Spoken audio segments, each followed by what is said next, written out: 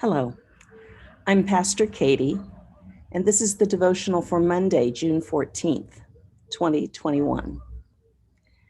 As you know, if you live near Las Vegas, New Mexico, where I live, we've had a fair amount of rain over the last few weeks. In fact, more than I have seen this early in the summer since I moved here 5 years ago.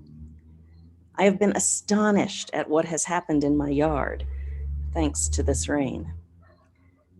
Last year, we had our yard xeriscaped, knowing it would be better for the environment and thinking it would be so much easier to keep up. Now, we expected some weeds along the weed guard seams and maybe a few popping up elsewhere. But mostly, I expected that the xeriscaping would look clean and weed free. After all, there was weed guard and inches of rock on top of it.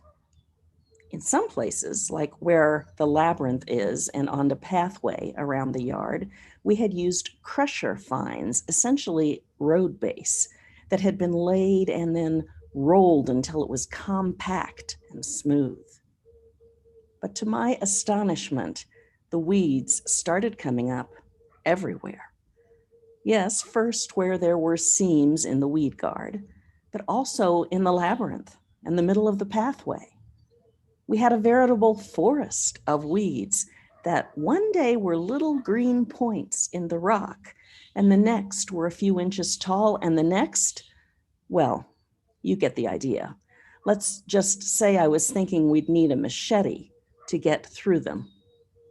And though we got them tamed, they are, of course, growing again. The folks who preceded us in this house did a lovely job of making many planters around the edges of the house, which we have kept mostly in control, except for this one. Astonishing, isn't it? There's that word again. The climbing rose, which I had intended to cut back and transplant this year, that didn't happen, is pretty spectacular on its own. But so is the 4.5 feet tall thistle and the weeds that seem quite happy here, thanks to all that rain. And yes, weeding this planter is on my to-do list. This forest of weeds has been astonishing. They grow so fast and also disheartening. It's so time-consuming to even make a stab at controlling them. But astonishing things have happened elsewhere too.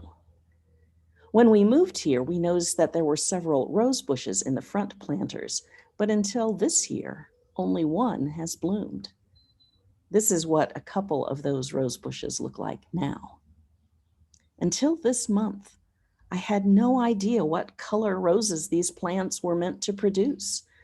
And while I noticed that they were budding, it wasn't until I came home from the office one day last week that their beauty hit me.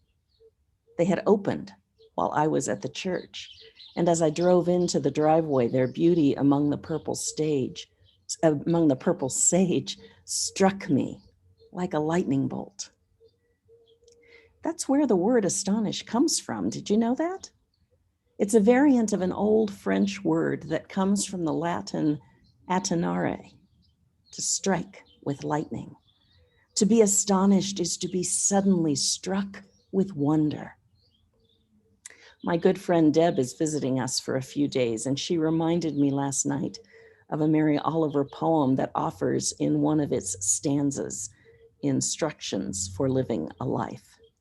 The poem is called Sometimes, and the stanza goes like this: Instructions for living a life. Pay attention. Be astonished. Tell about it. Now, I don't really know how attentive I've been over these last several weeks of rain and the arrival of summer, but I have been astonished. And today, I'm telling you about it. I would love to know what has astonished you. Please pray with me.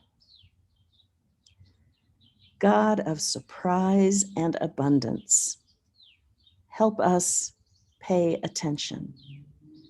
Open us to the astonishing things that happen all around us, and give us opportunity to tell others about the ways in which you astonish us.